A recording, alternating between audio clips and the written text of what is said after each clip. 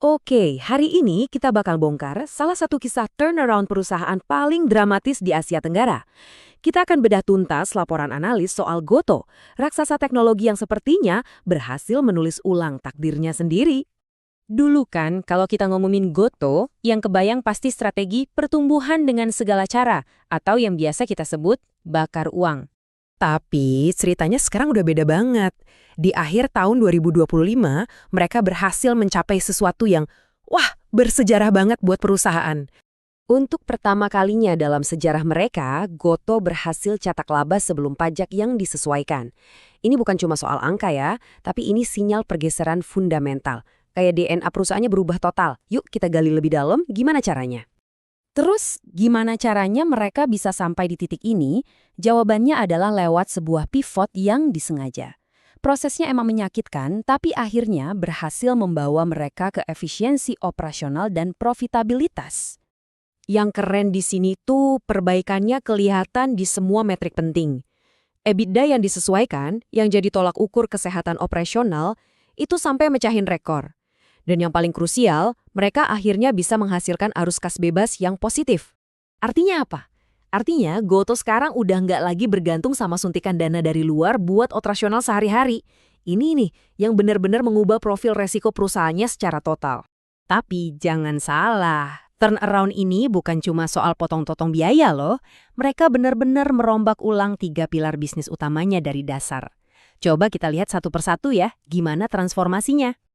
Oke, yang pertama ada segmen on demand alias Gojek. Nah, Gojek ini sekarang udah berubah jadi sapi perah kas yang stabil banget buat grup. Gimana caranya? Mereka pakai strategi cerdas yang disebut strategi barbel. Jadi gini, di satu sisi mereka punya produk hemat buat ngejar pasar yang sensitif harga. Tapi di sisi lain, mereka juga manjain pengguna premium lewat layanan yang marginnya tebal. Jadi, keuntungan maksimal dari dua kutub pasar sekaligus. Lanjut ke pilar kedua, e-commerce-nya yaitu Tokopedia. Wah, ini transformasinya radikal banget. Nah, perbandingannya kelihatan jelas banget di sini. Dari yang tadinya model bisnis bakar uang dengan biaya operasional gede, sekarang jadi mesin pencetak profit yang ramping dan efisien. Kuncinya tentu saja kemitraan strategis mereka dengan TikTok.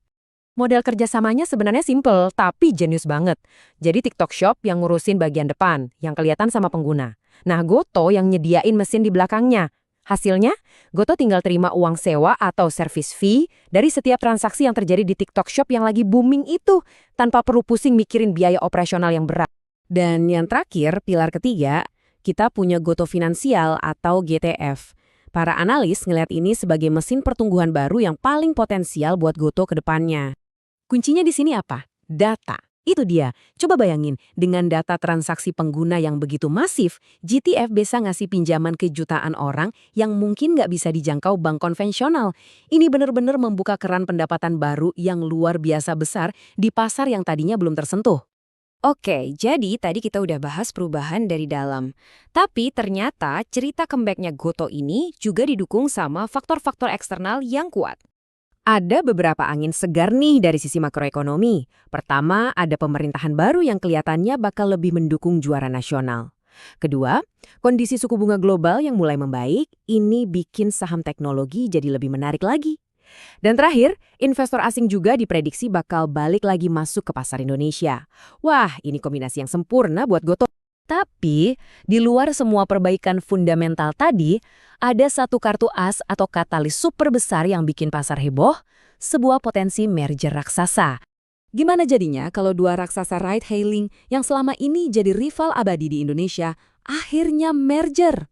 Secara bisnis, logikanya kuat banget. Ini bisa jadi akhir dari perang harga bakar uang yang gila-gilaan itu. Bakal ada sinergi biaya yang masif, dan yang terpenting, bakal lahir satu pemimpin pasar yang dominan banget, yang punya kekuatan buat nentuin harga. Para analis bahkan berspekulasi kalau pemerintah mungkin aja bakal mendukung ini loh. Oke, dengan semua cerita ini, pertanyaannya sekarang, berapa sih nilai wajar Goto menurut para analis? Nah, para analis ini pakai metode valuasi yang namanya sum of the parts atau SOTP.